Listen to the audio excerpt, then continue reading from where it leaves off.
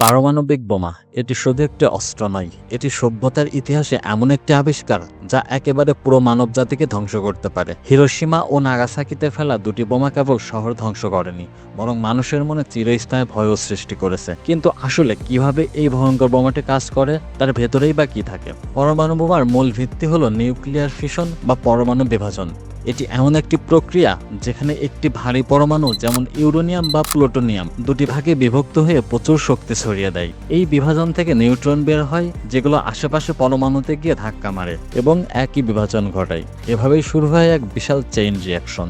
একটি পরমাণুর ভিতরে থাকে নিউক্লিয়ার ফুয়েল ইনিশিয়েটর এক্সপ্লোসিভ ব্লেন্স, এবং এর ভিতরেই টিএনটি বা আরডিএক্স ব্যবহার করে সংকোচন ঘটানো হয়। সংকোচনের মাধ্যমে ফুয়েল কোর সাবক্রিটিক্যাল থেকে সুপার ক্রিটিক্যাল অবস্থায় পৌঁছায়। যখন নিউট্রন ইনিশিয়েটর থেকে নির্গত হয়, তখনই শুরু হয় নিউক্লিয়ার চেইন রিঅ্যাকশন। প্রতি সেকেন্ডে ট্রিলিয়ন ট্রিলিয়ন ফিশন রিঅ্যাকশন ঘটে। এতে 1 কেজি ইউরেনিয়াম থেকে কয়েক হাজার টন টিএনটি এর সমান শক্তি পাওয়া যায়। বিস্ফোরণের সাথে সাথেই উৎপন্ন হয় extreme heat wave, shock wave, gamma ray এবং নিউট্রন রেডিয়েশন এবং ইলেকট্রোম্যাগনেটিক পালস।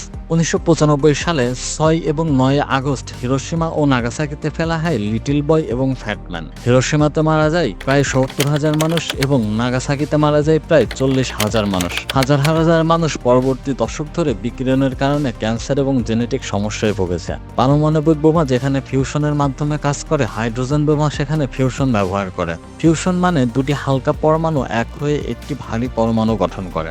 শক্তি আরও বেশি। হিরোশিমার বোমা যেখানে 15 কিলোটন, হাইড্রোজেন বোমা হতে পারে 10 মেগাটন বা তারও বেশি। বর্তমান বিশ্বে প্রায় 9টি দেশের হাতে এই পারমাণবিক বোমা রয়েছে। একটির শক্তি দিয়ে একটি শহরকে ধ্বংস করা সম্ভব, এবং যদি পারমাণবিক যুদ্ধ হয় তাহলে গোটা বিশ্বের জলবায়ু, মানুষ এবং প্রাণীকুল অস্তিত্বের হুমকির মুখে পড়ে যাবে।